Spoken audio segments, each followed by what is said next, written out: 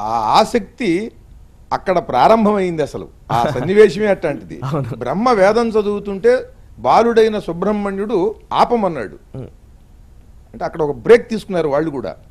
ఎందుకంటే అందరూ ఆశ్చర్యపోయారు, ఏమిటి ఈ బాలుడు ఏమిటి ఆపమంటం ఏమిటి, బ్రహ్మగారు ఆగిపోవటం ఏమిటి. అక్కడ కూడా ఆశ్చర్యమే, ఆసక్తి కలిగించే విషయమే. అప్పుడు పరమశివుడు బ్రహ్మగారు పాడినటువంటి వేదస్వరంలో తప్పు ఉంటే తప్పు లేకుండా ఎలా పాడాలో నువ్వు చెప్పు అని ఈ సుబ్రహ్మణ్యేశ్వర స్వామిని అడిగాడు. అప్పుడు సుబ్రహ్మణ్యుడు 6 ముఖాలతో సర్పంగా మారాడు, షణ్ముఖుడయ్యాడు అప్పుడు మొట్టమొదటిసారిగా. అంటే ఈ 6 మాతల దగ్గర పాలు త్రాగేటప్పుడు ఆయన షణ్ముఖుడు అవ్వటం కాదు, అది ఎవరు చూడలా. కానీ సకల ప్రపంచం చూసింది సర్పావతారుడిగా 6 ముఖములతో ఈయన్ని ఈ కైలాసంలో ఈ సందర్భంలో చూశారు. చూసి ఈయన వేదానికి ఉదాత్తము, అనుదాత్తము, స్వరితము అనే 3 స్వరాలు ఉంటాయి. ఈ 3 స్వరాలతోనే ఆ వేద మంత్రాలన్నీ, ఆ రుక్కులన్నీ కూడా గానం చేస్తారు ఋషులు, వేదవేత్తలు. ఈ స్వామి ఎంత అద్భుతంగా చేశాడంటే కార్డ్స్ అని ఇస్తారండి మ్యూజిక్ డైరెక్టర్లకి తెలుస్తుంది.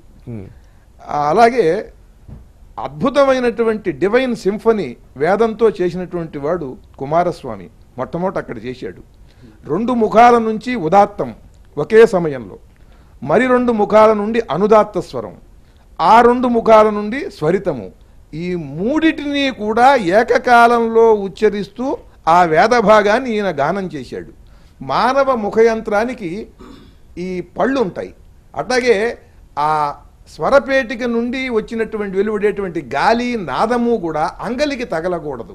అంగలికి తగలకుండా లోపల కొండనాలకు ఉంటుంది కదా, దానికి తగలకుండా సుస్పష్టంగా అలా రావాలన్నమాట. ఆ నాద ప్రవాహం అది బయటికి రావాలి. ఆ బయటికి వచ్చేటప్పుడు మనకి కొండనాలుగుకి కొంత తగులుతుంది, ఈ పళ్ళకి తగులుతుంది. కానీ పాము యొక్క ముఖయంత్రానికి అటువంటిది లేదు. అది సుస్పష్టంగా ఆవిర్భవించినటువంటి నాదాన్ని ఆ హృదయానుభూతితో పరమాద్భుతంగా వెలువరించగలుగుతుంది. అది కాకుండా 6 ముఖాలతో, 2 ముఖాలతో స్వరితము, 2 ముఖాలతో అనుదాత్తము, 2 ముఖాలతో ఉదాత్తము, ఈ 3 స్వరాలని 6 ముఖాలతో ఏకకాలంలో ఉచ్చరించేటప్పటికి ఆ సర్పస్వరంతో పరమానంద భరితమైపోయింది అసలు ఆ కైలాసం అంతా కూడా. అణువణువు వారందరూ కూడా ఆనంద పారవశ్యంలో ఓలలాడారు. అలా ఎవరూ కూడా ఇక మళ్ళీ పాడలేరు. ఇలా పాడాలి అని అంటే ఉన్నవి సప్తస్వరాలే. సప్తస్వరాలు ఎలా ఏ పక్షుల నుండి ఏ జంతువుల నుండి వెలువడతాయో అది ఒక శాస్త్రం, ఆ ప్రమాణం ఉన్నది. కానీ ఇది సర్పస్వరం, ఇది అష్టస్వరం అన్నమాట. ఈ స్వరం ఎవరి దగ్గర లేదు, ఇది లుప్తమైపోతుంది, ఎట్లా దీన్ని కాపాడటం అని పరమేశ్వరుడు అడిగాడు. అడిగితే నేను ఈ సర్పావతారంతో ఇలాగే ఉండి ఈ స్వరాన్ని నేను రక్షిస్తాను అని సుబ్రహ్మణ్యేశ్వర స్వామి మాట ఇచ్చాడు. అలా వేత్తి గాన రసం పణిహి అంటే అసలు సంగీతం యొక్క స్వరూపం తెలిసిన వాడు సుబ్రహ్మణ్యుడురా అని చెప్పటానికి పరమాద్భుతమైన పురాణ కథని ఉదహరించారు మహాదేవమణి గారు. నమస్కారం. మీరు చెబుతూ ఉంటే చాలా ఆనందంగా ఉంది, అది చదివితే ఇంకా చాలా విషయాలు తెలుస్తాయన్న ఆసక్తి ఉంది. దాంట్లో చదివినవి నేను స్ఫూర్తి పొందినవి చెప్పాలంటే ఏకధాటిన కనీసం నేను 2 గంటలు చెప్పాలి. కరెక్ట్.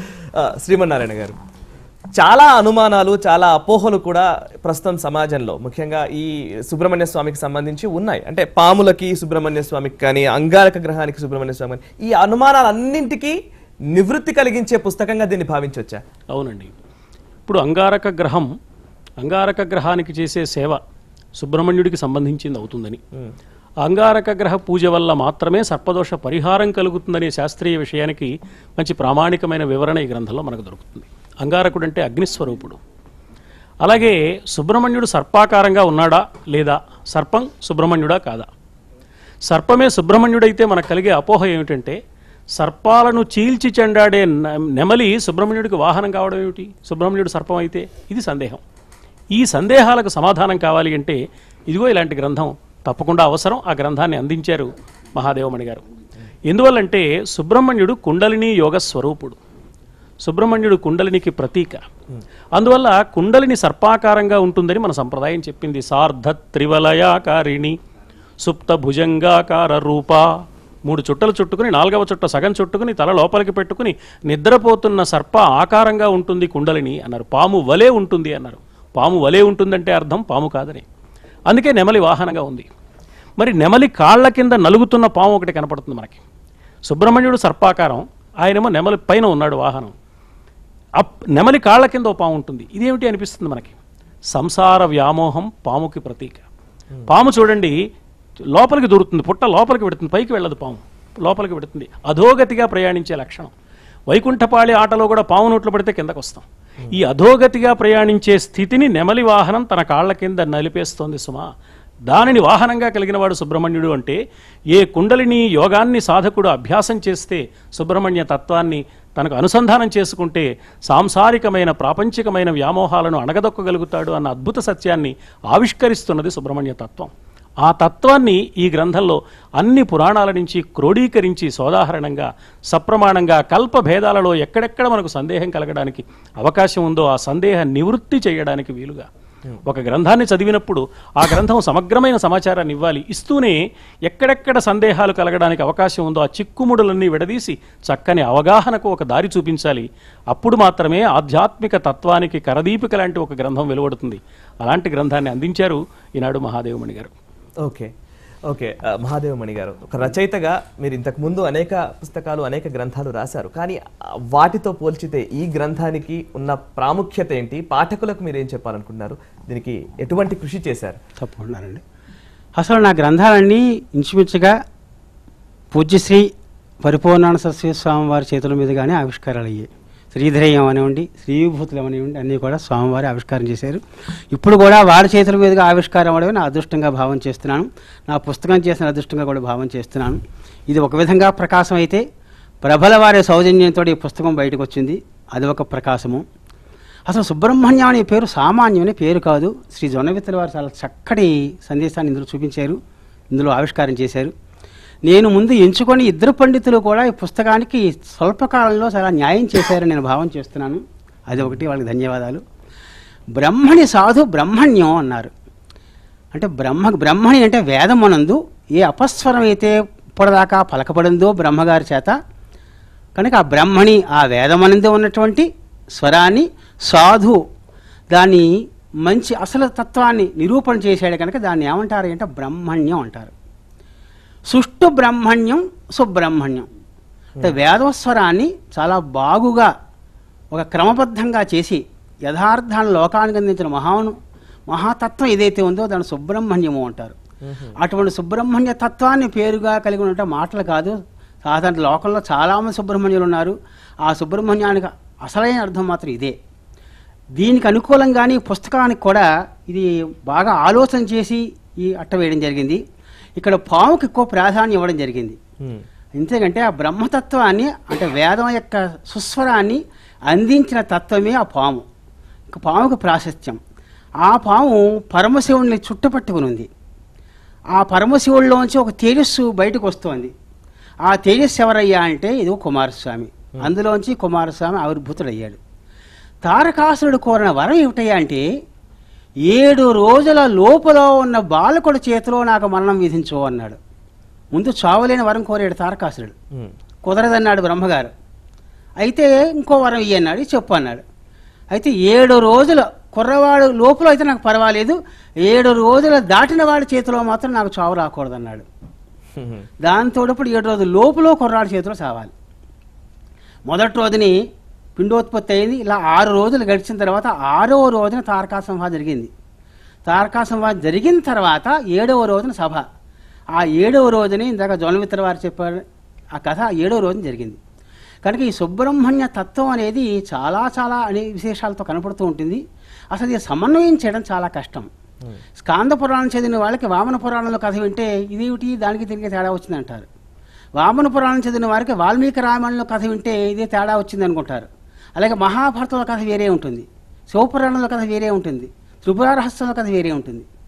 ఎందుకు ఇన్ని వేరువేరు భావాలు వచ్చాయి, వేరువేరు అభిప్రాయాలు వచ్చాయి అని అంతా ఒక సమన్వయపరచాలి, సందేహాలు పోగొట్టాలి. అందుకని ముందు ఈ గ్రంథాలన్నీ నాకు నిజంగా అంతర్జాలం అనేది నాకు ఎంత బాగా ఉపకరించింది అంటే, నేను అమెరికాలో కూర్చున్నప్పుడు అన్ని పుస్తకాలు సాధ్యంగా దొరకడం, అన్నీ కూడా నాకు నెట్లో దొరికాయి.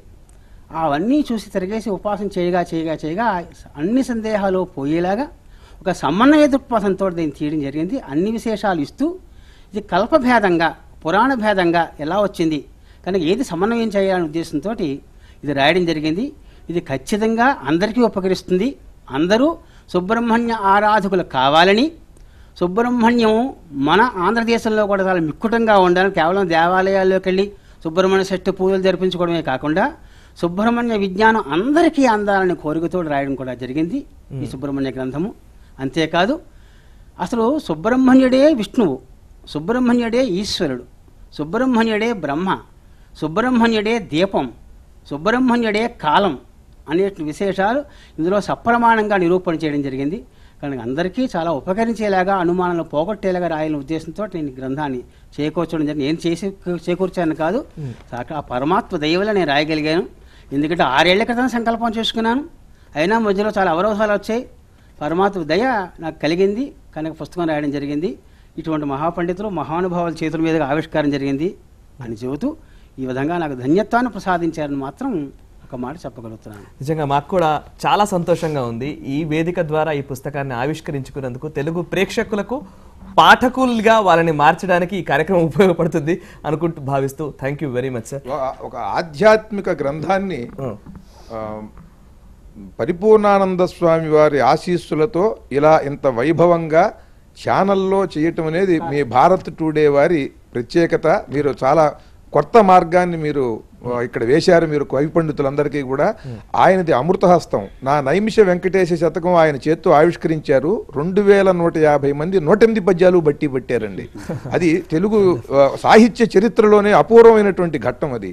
అలాగే వీరి సుబ్రహ్మణ్య చరిత్ర కూడా పరమాద్భుతమైనటువంటి ప్రచారానికి అది జరుపుకుంటుంది. సుబ్రహ్మణ్య స్వామి యొక్క ఆశీస్సులు, అనుగ్రహం అందరికీ అందేలాగా ఈ పుస్తకంలో కలుగుతుంది. ఎందుకంటే స్వామివారి యొక్క అమృత హస్తాలతో దాన్ని ఆవిష్కరించారంటే తప్పకుండా నిరంతరము కూడా నిత్యము పరమాద్భుతమైనటువంటి జపం చేసేటువంటి హస్తం, 10 మందిని సుఖశాంతులతో ఉండమని ఆశీర్వదించే హస్తం, ఆ హస్తంతో వారు ఆవిష్కరించారు కనుక ఇది దివ్యాద్భుతమైనటువంటి ప్రచారంతో అందరికీ కూడా అన్ని విధాలుగా సుబ్రహ్మణ్య స్వామి అనుగ్రహాన్ని కలిగిస్తుందని ఆశిద్దాం. Thank you very much Jonnavithula Ramalingeswara Rao garu, Srimannarayana గారు, ధూళిపాల మహాదేవమణి గారు, అదేవిధంగా పూజ్య శ్రీ స్వామి పరిపూర్ణానంద గారు. మీ చేతుల మీదుగా ఈ ఆవిష్కరణ జరగడం నిజంగా చాలా సంతోషంగా భావిస్తూ చూశారు కదా సుబ్రహ్మణ్య చరిత్ర, శ్రీ సుబ్రహ్మణ్య చరిత్ర పేరుతో వచ్చిన ఈ పుస్తకం పాఠకులు చదివి సుబ్రహ్మణ్య స్వామి జీవిత ముఖ్యంగా సుబ్రహ్మణ్య స్వామికి సంబంధించిన అనేక విశేషాలని తెలుసుకోవడమే కాదు సుబ్రహ్మణ్య ఆరాధకులుగా మారి ఆయన కృపకు పాత్రులు కావాలని ఆశిస్తూ ఈ చర్చను ముగిద్దాం. చూస్తూనే ఉండండి భారత్ టుడే, దేశం కోసం ధర్మం కోసం.